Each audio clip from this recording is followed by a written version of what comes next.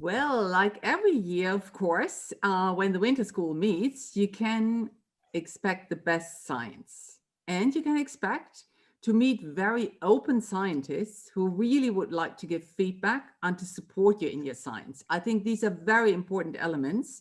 And the meeting is meant for the younger scientists. So not for the older ones like us, but really for the younger scientists who give talks and who present their science. What you should not forget is you can win awards. You can win Fritzi Awards. Nobody can win a Fritzi, but you joining the meeting. So it's really outstanding. I agree.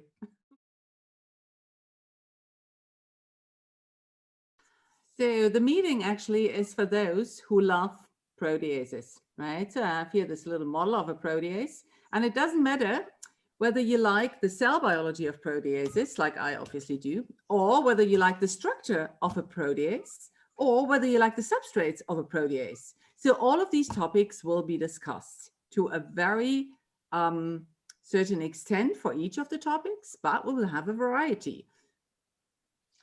And we always look at different applications, like the role of proteases in disease areas, like cancer biology, or neurodegeneration, or bleeding disorders. And of course, viral proteases are a topic too.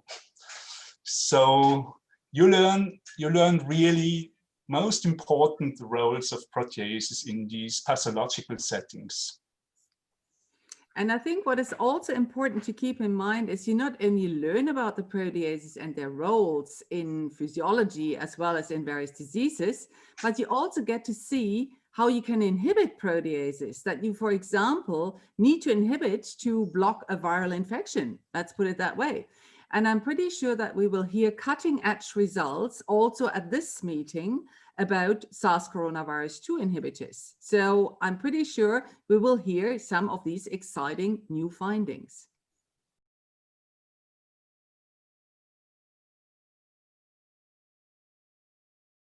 So it's always exciting to present your science and to get feedback and to discuss with your friends and your colleagues. This is in itself exciting, but definitely you can also find new friends there, new collaborators, or you might meet your future boss, who knows?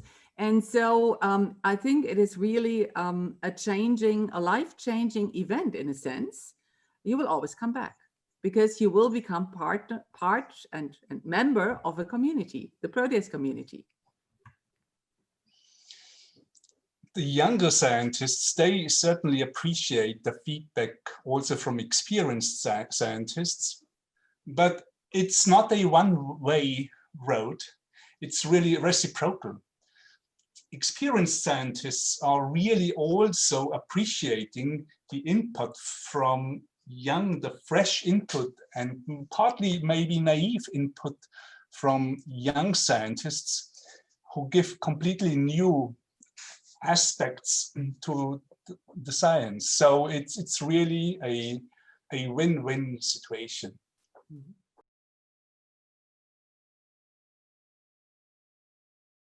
What is really different from other meetings is that you meet in a very friendly atmosphere, in a very supportive atmosphere. It is not intimidating at all. So you can really freely exchange your science. And I think that is something that you experience only very rarely. And you will get excellent input, and that will really bring you forward. And I think that is the most important part of this meeting. We can say that more than 20 top scientists committed themselves to support, to chair and care for different sessions of this meeting. So this is really unique. So it's a family meeting indeed.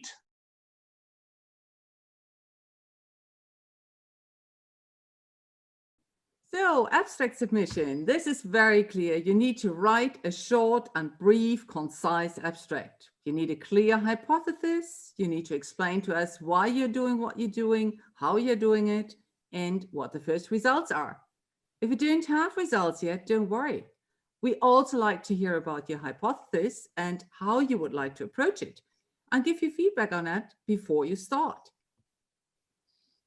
And on a very practical term, you can always look up and should look up the template, the abstract template that is provided on the web page. That will also guide you.